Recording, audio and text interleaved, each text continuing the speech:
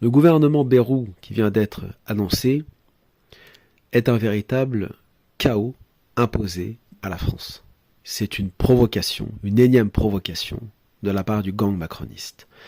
Ils ont été chercher, ils ont été remettre le Darmanin, sinistre, Bernstein, catastrophique, récupérer encore une fois l'arrogante, insupportable Berger, tous des Shabbat Goyim par ailleurs, sionistes, etc. comme jamais. Mais alors, le pire là-dedans, c'est d'avoir été carrément chercher Manuel Valls. Manuel Valls, ultra-sioniste, islamophobe.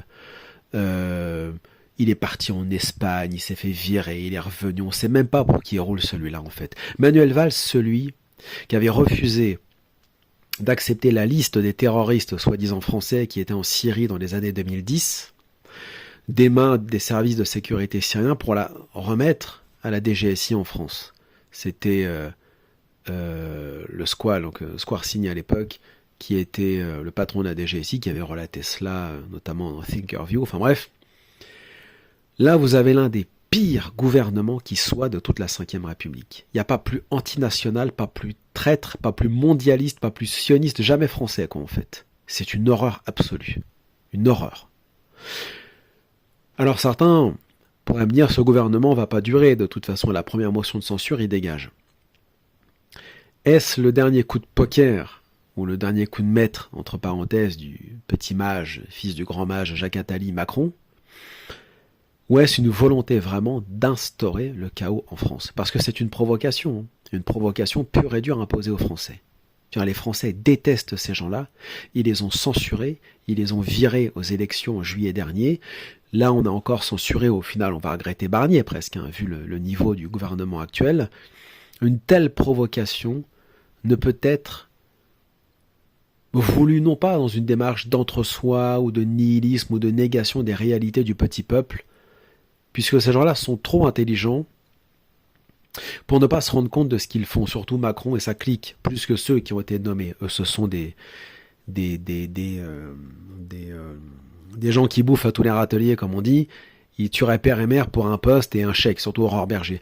Mais là, en l'occurrence, c'est évident que ça a été sciemment calculé de manière à imposer au pays un chaos.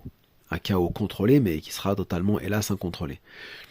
J'y vois vraiment ça comme un piège et comme une immense provocation, un crachat à la figure des Français, des électeurs, qu'ils soient de gauche ou d'extrême droite d'ailleurs, parce qu'au final, les perdants, c'est encore une fois Marine Le Pen et Mélenchon, c'est-à-dire en gros les deux mamelles de la défaite, c'est-à-dire ceux qui gagnent mais qui perdent en fait. Ils ont été élus majoritairement, mais ils perdent depuis 2 mois, ils sont nommés à rien. Il n'y a aucun gouvernement ni d'extrême gauche ni d'extrême droite. Vous voyez toute l'arnaque de la démocratie, des droits de l'homme, du système, etc. en fait. Tant que vous aurez cette oligarchie à la tête de la France, tant que vous aurez les mondialistes, les européistes, les francs-macs et ainsi de suite, vous n'aurez pas une France libre et vous n'aurez pas une France démocratique et droits de l'hommiste. C'est strictement impossible. C'est strictement impossible. Il y a une mafia qui contrôle le pays et tant que cette mafia sera en place, il n'y aura pas d'élection libre. Puisque même Marine Le Pen et Mélenchon sont des pions sur un échiquier parfaitement connu et maîtrisé en fait. Donc, aller chercher des Valls, remettre Darmanin, remettre Borne, remettre Aurore Berger, pendant qu'on y est, on peut aussi aller chercher Castex, et puis pendant qu'on y est aussi, on peut aller chercher Castaner, et puis remettre Hortefeux, et puis aussi Claude Guéant, enfin, c'est une catastrophe. On n'a jamais vu ça de la vie sous la Ve République. Aller chercher des cadavres, des gens qui avaient disparu, des squelettes dans le placard, pour les remettre, mais alors le pire du pire, quoi, Manuel Valls. Et département d'outre-mer en plus, et à la justice Darmanin, qui n'a même pas été foutu d'assumer les opérations place nette qui étaient annoncées à l'avance, qui laissaient le temps aux dealers de déplacer leur business. C'est pire qu'une catastrophe. C'est pire qu'une catastrophe. Là, on va droit vers le chaos.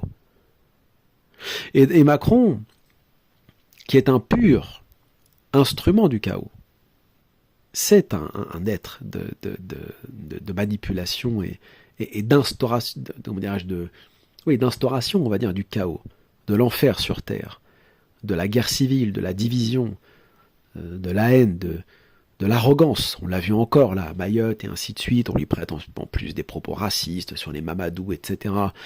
Sans parler de toutes les déclarations complètement schizophréniques qu'il a pu faire. Alors, il soutenait à fond Netanyahou, il voulait une coalition contre le Hamas. Après, il accuse Netanyahou de barbarie. Enfin, tout est son contraire en fait. Est-ce de la manipulation? Est-ce de la folie? Est-ce de la manipulation de lui-même? Certains affirment qu'il est totalement sous contrôle. Certains parlent de MK Ultra, etc. On ne va pas faire d'analyse dans cette courte vidéo, mais le choix d'avoir été chercher le pire, du Retailleau, du Darmanin et du Valls, on aurait pu aussi aller chercher Najat Vallaud-Belkacem, Rachida Dati est là, j'ai vu, Cazeneuve peut-être, je me souviens plus, enfin j'ai pas lu tous les noms parce que c'est une catastrophe, mais vraiment, ça ne peut être qu'une forme de dernier coup d'État avant le départ, et de laisser une empreinte, une griffe en quelque sorte, une entaille profonde au pays, c'est-à-dire, voilà, je vous ai promis le chaos, vous l'avez. J'ai été vous chercher le pire du pire, y compris même des gens qui sont des félons de Macron à la base, comme Valls, par exemple, peu importe. Voilà comment il faut interpréter cela, et je dirais que les gens qui sont autour de Macron, comme Alexis Collère, etc., qui maîtrisent parfaitement la situation, ont forcément une idée en tête. Vous savez, c'est comme les gilets jaunes. Agiter le peuple avant de s'en servir. Les gilets jaunes ont eu raison d'aller manifester, de se révolter, mais in fine, ça ne leur a pas servi. Ils ont été éborgnés, massacrés, etc., et ça s'est retourné contre eux. Et ensuite, on les a taxés, bien évidemment, d'antisémites, complotistes, etc. Là, on est visiblement dans quelque chose, un chaos imposé pour générer une situation de peur, de tension permanente, voire d'émeute et ainsi de suite. Donc soit le peuple est intelligent et comprend ce piège, et la réponse, même si certains n'y croient plus, à mon sens doit être politique, et elle est possible, avec une espèce de front, c'est-à-dire un grand parti politique français, capable de réunir toutes les forces contre le mondialisme en fait. Pas un parti nationaliste caricatural, tendance de la vieille extrême droite périmée, racialiste et ainsi de suite, mais un vrai parti, disons, capable de réunir des gens qui aiment ce bled et qui n'en peuvent plus de l'oligarchie mondialiste. Puisque sinon, si ça continue comme ça, ce sera chaos sur chaos, ça ne s'arrêtera jamais en fait. Tant que les Français n'auront pas récupéré leur pays démocratiquement. Bien évidemment, l'extrême droite rejette la démocratie, eux veulent une dictature, tantôt une dictature catholique, tantôt une dictature monarchiste, ils sont comme les islamistes en fait. Bon.